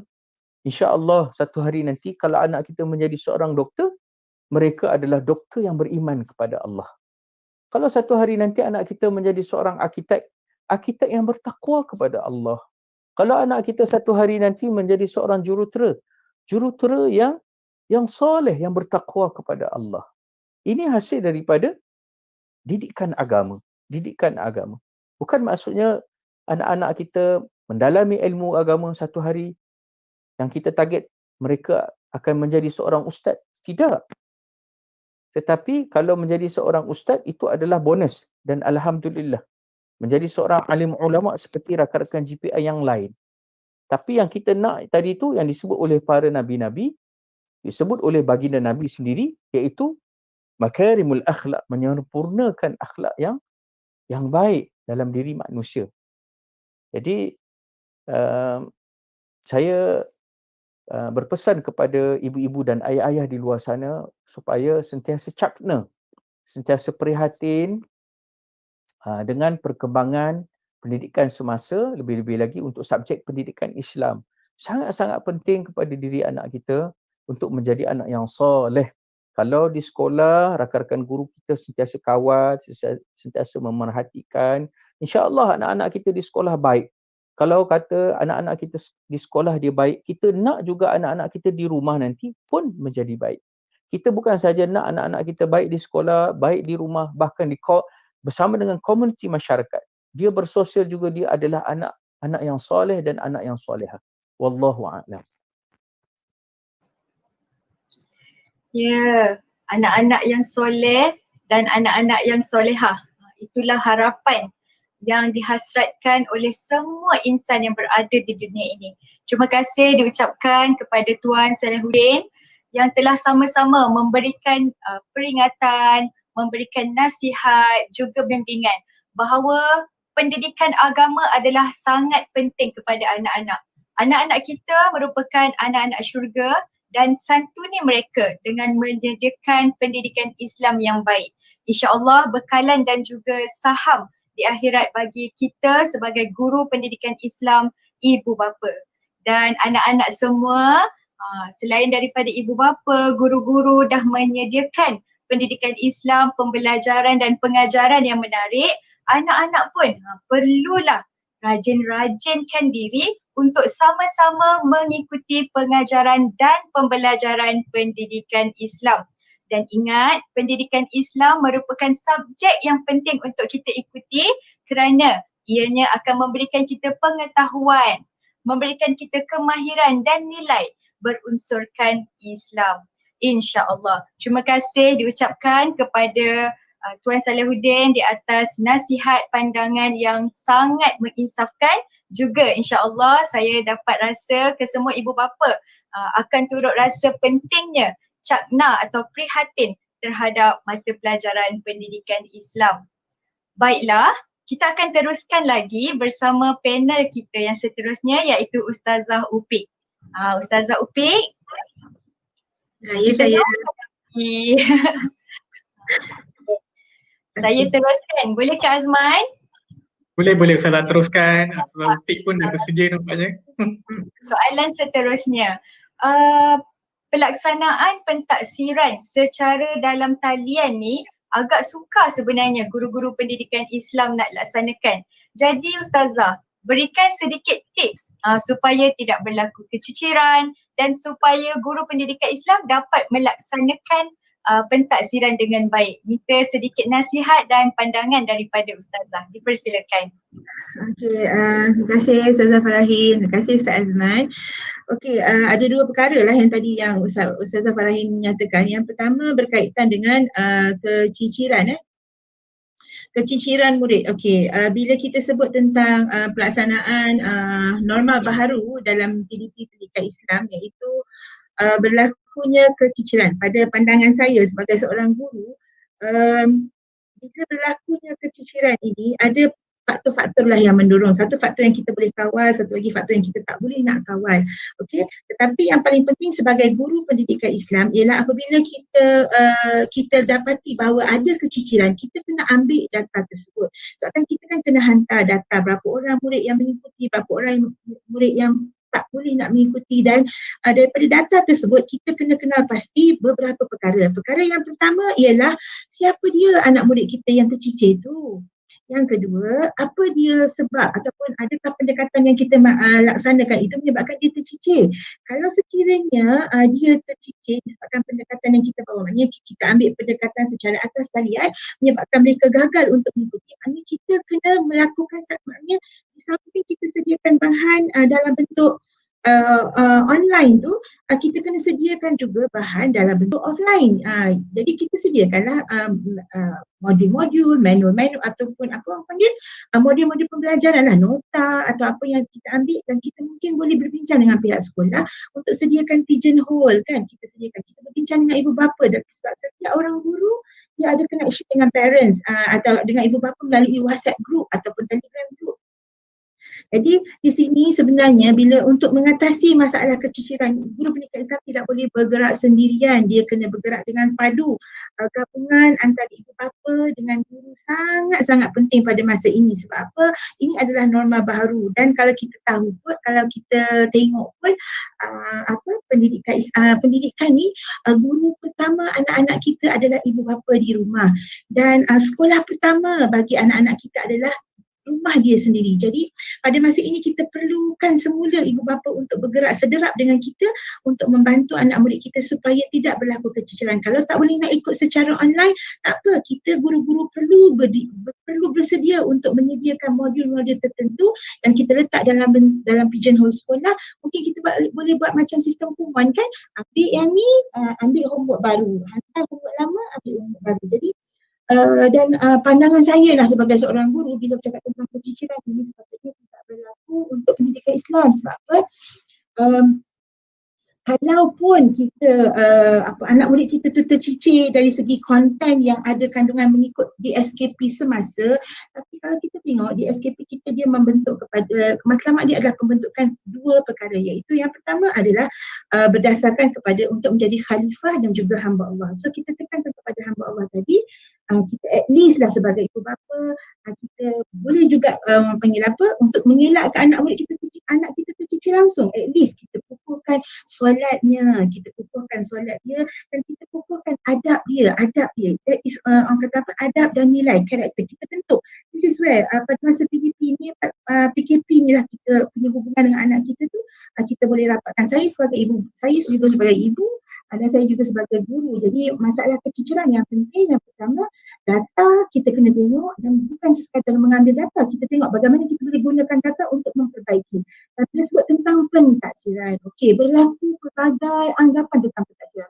First of all, kita nak kena jelas, pentaksiran ni ada beberapa kaedah. Pentaksiran ni mesti berlaku secara formatif. Jadi yang pertama, bila sebut tentang pentaksiran, tips-tips untuk buat pentaksiran, yang pertama sekali, pentaksiran kita mesti menepati apakah objektif bidang bagi pendidikan Islam. Maknanya, dan yang kedua, paling penting dalam keadaan PDPR ini, kita sediakan item-item pentaksiran yang menyebabkan murid boleh bertindak. Contohnya, kalau kita bagi soalan, janganlah bagi soalan minta fakta sahaja. Janganlah bagi soalan asyik minta tanya, apakah maksud, apakah ciri. Kita minta mereka, okey, dia dah belajar tentang ciri. Bagaimana ciri-ciri, kalau macam kalau kita tengok dalam buku teks pun ada, dalam YouTube pun ada, dalam Imabi pun ada kan. Jadi bila kita kata tentang bagaimana nak mentaksir, okey, kita nak ajar anak murid kita tentang cara beriadah. Ustazah Farahin kan yang buat tajuk tu. Okey, cara beriadah. Jadi kita mungkin boleh buat kita punya item pentaksiran. Jangan setakat tanya apakah ciri-ciri adab-adab ketika beriadah. Kita tanya, kita bagi soalan-soalan, kemukakan soalan yang menyebabkan murid boleh bertindak dan memberi pandangan, memberi cadangan. Itu adalah bentuk pentaksiran yang sepatutnya berlaku dalam kita punya PDP ketika pandemik COVID. Bagi mereka ruang ataupun kita minta mereka beri pandangan mereka. Okey, minta mereka lakukan contohnya macam adab riadah. Kita tanya, okey, dalam PDPR ni kita minta murid apakah dia riadah yang anda boleh lakukan dalam keadaan PDPR dan bagaimana kalau berlaku situasi sebegini. Jadi itu adalah bentuk-bentuk pentaksiran. Kita punya pentaksiran akan perlu berubah. Kita bukan lagi pentaksiran sumatif, kita pentaksiran formatif. Dan bila kita menyampaikan PDPR melalui channel YouTube dan sebagainya, pastikan pentaksiran formatif itu berlangsung. Maksudnya berlangsung setiap, orang panggil apa? In between, during proses pengajaran tu dia berlaku. Dia bukan berlaku di belakang. Kalau berlaku di belakang dia panggil pentaksiran sumatif. Sedangkan dalam KSSA dan KSSM kita perlukan pentaksiran formatif itu berlaku. So tips untuk pentaksiran yang pertama, kita kena jelas apakah objektif bidang yang kita buat. Yang kedua, cari ataupun bina item pentaksiran yang menyebabkan murid boleh bertindak. Bukan menghafal tetapi bertindak. Okey, kalau macam berwuduk, bagaimana cara yang terbaik untuk berwuduk? Tuliskan pandangan anda. Kalau macam budak tahun 1 susahlah, tapi tingkatan 1 boleh. Kan, kalau kita belajar tentang Bilal bin Rabah contohnya, Bilal bin Rabah. Bilal bin Rabah ni adalah tokoh dalam tajuk sirah. Apakah bentuk item pentaksiran? Kita bukan nak dengar bagaimana Bilal bin Rabah azan. Itu satu. Yang kedua, kita nak tahu macam mana, apakah dia sifat yang ada dalam diri Bilal. Kita tanya anak murid kita, apabila anda mendengar azan, apakah yang anda rasa? Itu adalah bentuk-bentuk pentaksiran. Sebab perkara-perkara, soalan-soalan sebegitu, pentaksiran sebegitu akan menyebabkan berlakunya pembentukan karakter hamba dan juga khalifah Allah. So please stay in mind bahawa pentaksiran bukan hanya sekadar bermain game dalam kita punya pengajaran, bukan hanya bentuk soalan ABCD je, bukan, jangan bagi soalan ABCD terus kat budak-budak latihan macam biasa. Lepas tu kita semak sini-sini. No, kita kena ubah cara kita punya pentaksiran supaya pentaksiran kita menyebabkan murid dapat 3 perkara, 3M. Yang pertama, dia rasa menarik untuk jawab soalan tersebut, so dia akan ikuti. Yang kedua, dia mudah untuk jawab soalan tersebut. Dan untuk dia mudah menjawab, kita kena sediakan bahan yang mudah difahami. Dan yang ketiga ialah soalan ataupun item pentaksiran itu mampu dilaksanakan sama ada dengan bantuan kawan-kawan dia ataupun rakan-rakan dalam kelas ataupun ibu bapa. Sebab ibu bapa adalah sebenarnya orang kata apa, the best school and the best teachers are at home. Kat rumah. Rumah adalah segala-galanya. Kami sebagai guru hanya membantu dan memberi apa yang telah disediakan dan dirancang oleh Kementerian Pendidikan. So kita saya sebagai ibu bapa dan juga guru, saya sangat mengharapkan untuk pentaksiran, untuk mengatasi keciciran, gabungan yang sangat erat antara guru dan juga ibu bapa, sebab we are teachers and we are also parents. Okay, itu sahaja perkongsian saya. Wah, banyak sangat tips yang diberikan kepada Ustazah Upik kepada semua guru, bukan sahaja kepada guru tetapi juga kepada ibu bapa. Dan semua para guru ingat tips-tips bagaimana ingin mengelakkan berlakunya keciciran dan bagaimana tips untuk melaksanakan pentaksiran bagi pembelajaran secara bersemuka dan juga secara maya. Walaupun pelbagai cabaran, tetapi kita sebagai guru perlu memastikan keciciran tidak berlaku dan cabaran-cabaran yang mendatang itu kita jadikan sebagai satu motivasi untuk lebih berusaha ke arah pendidikan yang baik kepada anak-anak kita. Yalah, tugas kita, amanah kita adalah untuk mendidik, khususnya pendidikan Islam dalam membentuk karakter dan juga nilai murid agar menjadi insan yang soleh dan solehah. Baiklah, terima kasih diucapkan kepada Ustazah Upik Asmar di atas perkongsian tips yang sungguh menarik dan banyak yang saya rasa sangat bermanfaat kepada semua guru, ibu bapa dan juga murid-murid. Terima kasih sekali lagi. Baiklah, sekarang ini jom kita bersama-sama dengan Ustaz Azman dan bersama juga dengan tetamu jemputan kita Ustazah Rashidah. Nampaknya ada sesuatu yang ingin dikongsikan. Silakan Azman. Ya, Ustazah Farahin. Hadirin sekalian, untuk pengetahuan semua, Ustazah Rashidah binti Abdullah merupakan penolong pengarah sektor pendidikan Islam Jabatan Pendidikan Negeri Johor. Dan kalau hadirin ingin tahu, Ustazah Rashidah juga banyak sumbangannya dalam pendidikan Islam.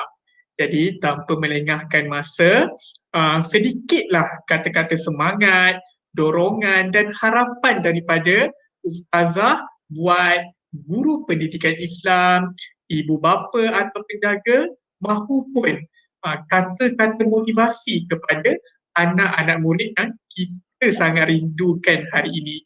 Silakan Ustazah sedikit perkongsian dan nasihat.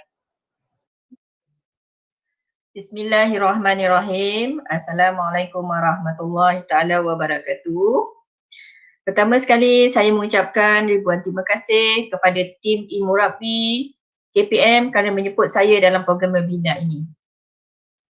Jadi syabas dan tahniah kepada semua tim Ilmu Rabbi yang telah menyediakan platform pembelajaran secara dalam talian dalam situasi pandemik ini. Jadi saya tahu cabaran guru-guru dalam musim pandemik ini amat mencabar. Dan saya tahu juga guru-guru masa kini telah memperolehi ilmu ICT yang sangat tinggi. Jadi teruskan usaha ini untuk melaksanakan pembelajaran secara atas talian. Dan jika perlu, saya cadangkan kepada guru-guru cuba tubuhkan tim untuk membina bahan-bahan PDPC di peringkat sekolah ataupun di peringkat daerah. Jadi kalau dah ada tim, memudahkan mereka untuk mengagih-agihkan tajuk-tajuk ataupun bidang-bidang bagi melaksanakan PDPC tersebut. Walaupun banyak kekangan yang dihadapi, jadi saya harap semua guru-guru teruskanlah semangat dan usaha untuk membina bahan-bahan PDPC secara dalam talian dan melaksanakannya dengan bersungguh-sungguh. Jadi harapan saya kepada guru-guru yang telah menyediakan bahan-bahan agar dapat dikongsikan dengan rakan-rakan yang lain dan dia boleh memberi manfaat kepada semua. Jadi semoga amalan baik yang dilakukan oleh semua guru-guru diharap dapat dijadikan jariah yang berpanjangan. Dan buat ibu bapa, buat ibu bapa yang memang amat terkesan dengan situasi pandemik ini di mana anak-anak mereka akan belajar di rumah, teruskan memberi sokongan kepada anak-anak untuk mengikuti pembelajaran secara dalam talian ini. Bantulah anak-anak semua untuk belajar dan beri peluang kepada anak-anak untuk menggunakan peranti-peranti yang ada untuk memastikan anak-anak tidak ketinggalan untuk mengikuti pembelajaran. Tapi dalam masa yang sama, kawalan ibu bapa amat penting bagi anak-anak tidak ketinggalan untuk mengikuti pembelajaran. Dan kepada anak-anak murid yang saya kasihi semua, bagi meneruskan pembelajaran pada tahun 2021 ini, bagi saya anak-anak murid masa kini adalah anak-anak murid yang hebat. Walaupun tidak dapat hadir ke sekolah, tetapi anak-anak murid semua bertuah kerana dikelilingi oleh guru-guru pakar untuk meneruskan pembelajaran secara dalam talian. Jadi gunakanlah peluang ini dengan sebaik-baiknya. Pastikan anak-anak murid semua sediakan jadual pembelajaran di rumah, memastikan mengulang kaji pelajaran di rumah, menggunakan peranti yang disediakan oleh ibu bapa dengan sebaik-baiknya. Bak kata pepatah, rajin usaha tangga kejayaan. Tiada kejayaan tanpa usaha yang gigih. Jadi kepada anak-anak semua, tanamkanlah semangat untuk mengikuti pembelajaran bagi menjamin kejayaan pada masa hadapan. Saya doakan semoga anak-anak murid semua akan berjaya dengan cemerlang pada masa hadapan. Wabillahi taufiq wal hidayah. Wassalamualaikum warahmatullahi wabarakatuh. Nampaknya walaupun kita dapat mendengar sedikit tetapi saya rasa pengisiannya sangat padat oleh Ustazah Rashidah sebentar tadi. Ustazah Rashidah ini merupakan salah seorang pegawai yang menguruskan kurikulum pendidikan Islam di Jabatan Pendidikan Negeri Johor, dan beliau banyak sangat memberikan sumbangan ke arah pendidikan Islam yang berkualiti di peringkat negeri maupun di peringkat kebangsaan. Ya Azman? Ya, betul tu Ustazah Farahin. Jadi kami ingin mengucapkan ribuan terima kasih kepada Ustazah atas perkongsian dan suntikan motivasi serta nasihat yang sangat berguna dan membina kepada kita semua. Jadi hadirin sekalian, jom kita sama-sama mempertabatkan pendidikan Islam terutama dalam dunia digital pendidikan Islam hari ini.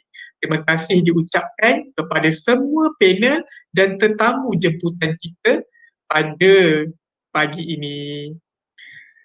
Terima kasih juga diucapkan kepada Tuan Salahuddin, Ustazah Rashidah, Ustazah Uki Asma, Tuan Syahrom, Wakil Pentadbir Sekolah, dan Tuan Adila Azam, Wakil Ibu Bapa, penjaga tahun 1 sesi 2021. Semoga bermanfaat buat kita semua. InsyaAllah Azman, dan banyak sangat perkongsian yang sangat menarik daripada panel, dari tetamu jemputan kita, dan kami berharap, warga E-Murabi LKPM berharap agar perkongsian dari panel dan juga jemputan kita tadi memberi manfaat kepada semua. InsyaAllah ya Azman. Ya, betul tu Ustazah Farahin. Hari tu Ustazah Farahin ada tengok tak live pasal PDP dari rumah? Live? Mestilah saya ada tengok, dan saya pun ada tengok Ustaz Azman ada mengajar secara live. Seronok betul saya tengok. Ya, tak kurang juga. Sebenarnya semua para murabi dalam E-Murabi AKPM banyak kelainan dan cara-cara yang sangat menarik untuk mengajar anak-anak murid kita, Ustazah Farahin. Betul, dan saya dengar juga Murabi Azman ada banyak gamifikasi, banyak lagu dan juga banyak inovasi-inovasi yang murabi-murabi laksanakan agar pengajaran dan pembelajaran pendidikan Islam secara maya tu berlangsung dengan menarik.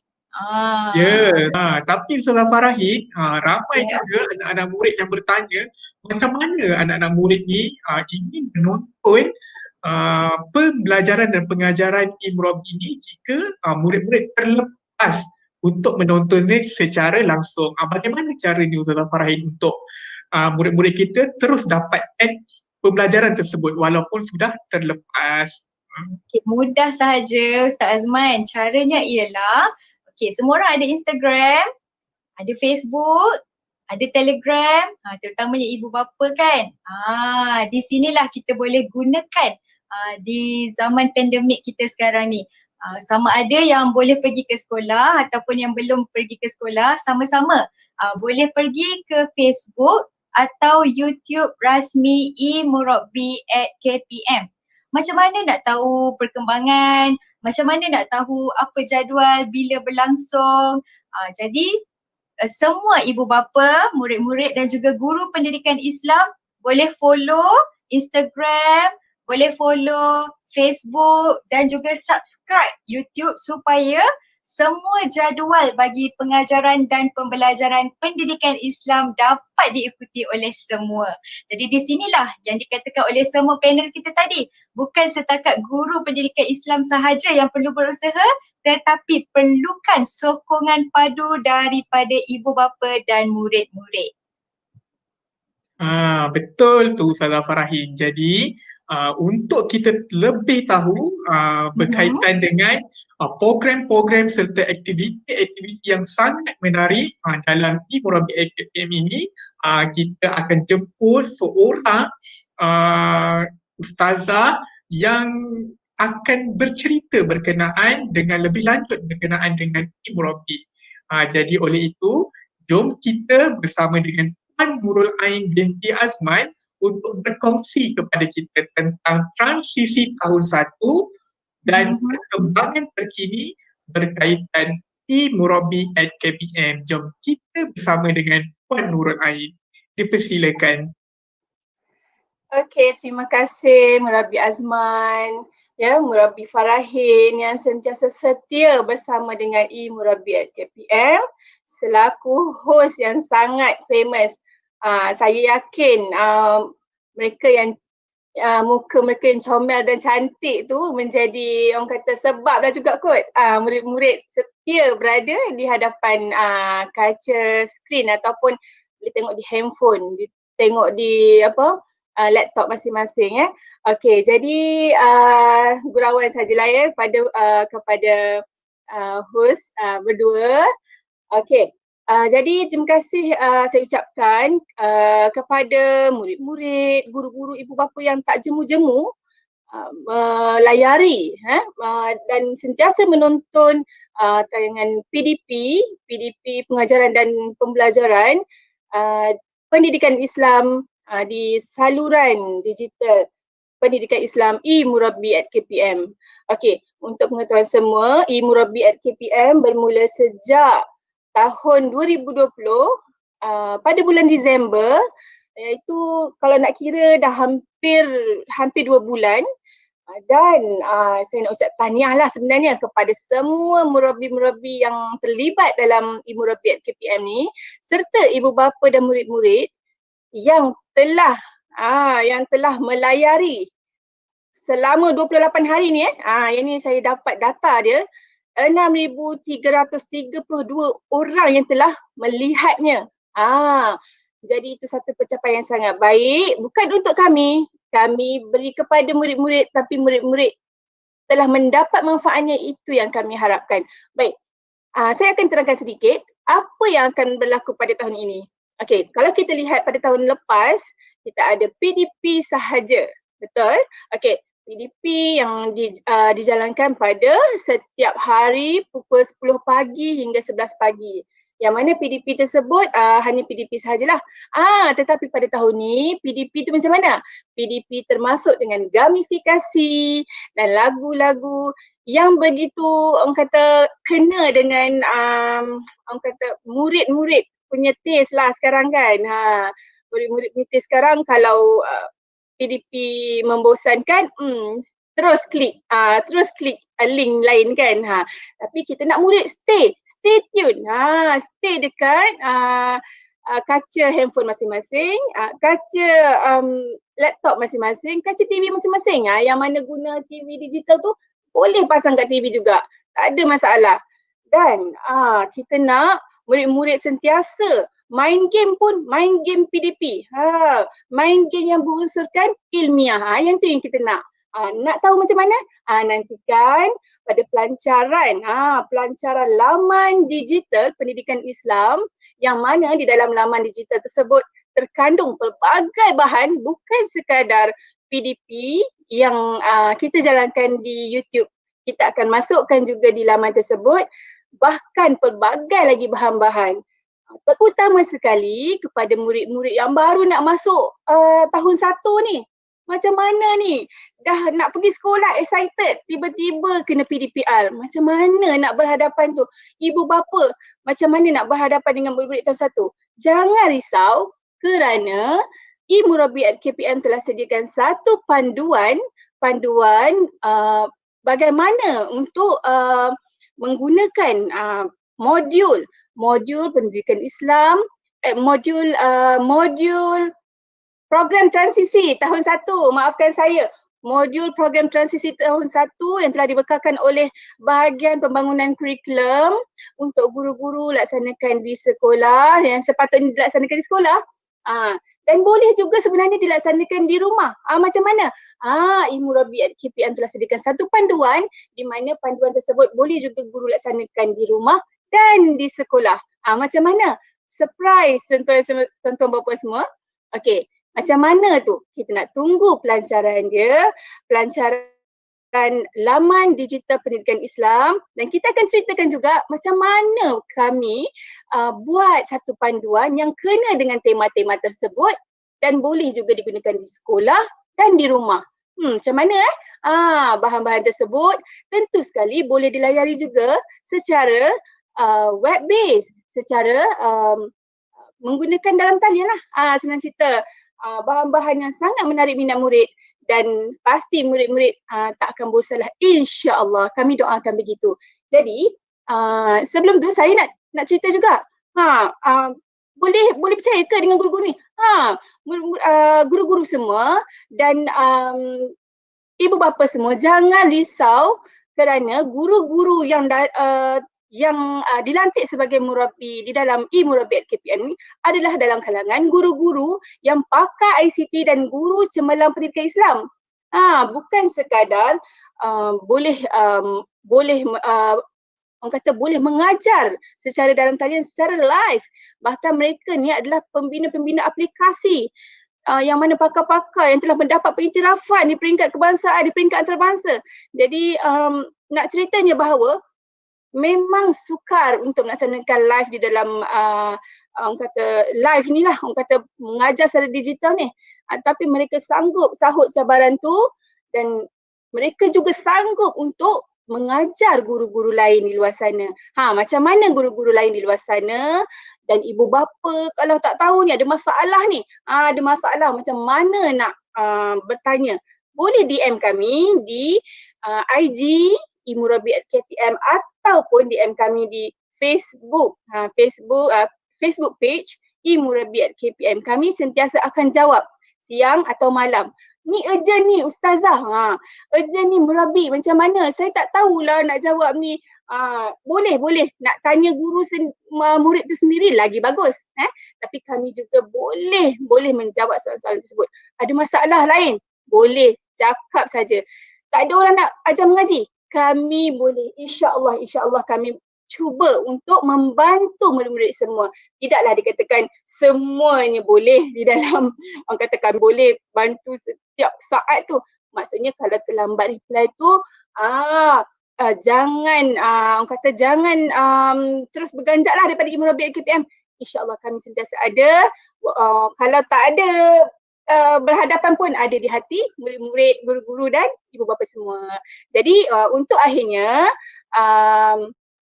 saya nak rakamkan, terima kasih saya nak sebut sikit nama Nurin, Hasanuddin, Adam dan murid-murid yang lain yang tidak jemu-jemu duduk sebelum live lagi mereka dah cakap Assalamualaikum dah dekat live.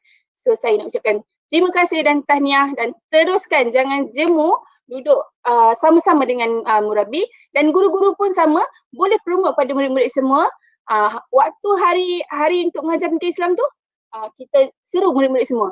Alang-alang kita Ustazah nak mengajar pendidikan Islam ni, jom murid-murid. Kita duduk sama-sama dengan murid-murid satu Malaysia, kita belajar dalam satu laman pembelajaran. Jadi buat akhirnya tolong doakan perjuangan murabi-murabi semua dan doa-doa daripada kami, daripada murid, daripada ibu bapa, guru-guru dan semua rakyat di Malaysia ini untuk martabatkan lagi pendidikan Islam, tingkatkan lagi prestasi e-Murabi at KPM, prestasi pencapaian murid itu sendiri yang paling penting, kan? Pencapaian murid itu sendiri yang paling penting. Akhlak murid itu paling penting. Jadi daripada kita biasakan murid dengan handphone dan tak tahu mereka layari apa, kita biasakan murid dengan laman digital pendidikan Islam. Tunggu dalam masa yang terdekat sebelum sekolah buka, insya-Allah akan dilancarkan laman tersebut. Okey, itu sahaja daripada saya. Kita jumpa lagi ya, Murabi Farahin. Terima kasih Murabi Azman juga. Minta maaf ambil waktu yang agak panjang. Jadi itu sahaja daripada saya. Sekian. Assalamualaikum warahmatullahi wabarakatuh. Waalaikumsalam warahmatullahi wabarakatuh. Terima kasih Bersemangat tak Azman? Ustazah Nurul Ain. Bersemangat, rasa seronok sangat dengar kan ucapan dan serta perkongsian daripada Ustazah Nurul Ain tadi. Hadirin, itulah dia. Walaupun kita ada kekangan, murid ada kekangan, guru ada kekangan, bapa juga ada kekangan-kekangan yang tertentu, tetapi Alhamdulillah walau bagaimanapun kita tetap meneruskan pembelajaran dan pengajaran kita dengan cara yang tersendiri. Jadi oleh itu muncullah dunia pendidikan Islam digital melalui platform e-Murabi. Betul kan Saudara Farahid? Ya, betul Azman. Dan setiap ujian ataupun halangan, cabaran pasti ada jalan penyelesaian. Pembelajaran norma baharu ini perlu dilalui oleh semua, oleh pihak sekolah, oleh pihak kementerian, ibu bapa dan juga semua murid. Dan insya-Allah e-Murabi at KPM akan cuba sedaya upaya untuk menyediakan pengajaran dan pembelajaran pendidikan Islam bagi membantu guru-guru pendidikan Islam, ibu bapa dan anak-anak tidak tercicir bagi mengikuti pelajaran pendidikan Islam pada tahun ini. Ya, betul tu. Pelbagai inisiatif yang dibawakan oleh Bahagian Pendidikan Islam melalui e-Murabi at KPM demi kebaikan dan manfaat kita bersama. Dan nantikan kejutan kami buat semua. Majlis pelancaran bagi laman digital yang diperkatakan oleh Ustazah Nurul Ain sebentar tadi. Nantikan ya. Baiklah hadirin, di atas dahan burung tempua melihat rusa tepi perigi. Salam perpisahan untuk semua, lain masa kita bersua lagi. Saya, Murabi Azman, mengucapkan jutaan terima kasih di atas tontonan semua bagi webinar persediaan pengajaran dan pembelajaran pendidikan Islam tahun 2021. Dan saya Ustazah Farahin binti Muhammad Zamri mewakili e-Murabi at KPM ingin mengucapkan ribuan ampun dan maaf jika terdapat sebarang kekurangan sepanjang kami mengendalikan webinar pada pagi ini. Kalau Ustaz Azman ada pantun untuk semua, saya juga ada serangkap pantun penutup. Dari Rokan ke Indragiri membawa tinta ke Kuala Linggi. Marilah kita rehatkan diri, insya-Allah panjang usia bersua lagi. Semoga kita berjumpa lagi di lain waktu. Assalamualaikum warahmatullahi wabarakatuh. Dan terima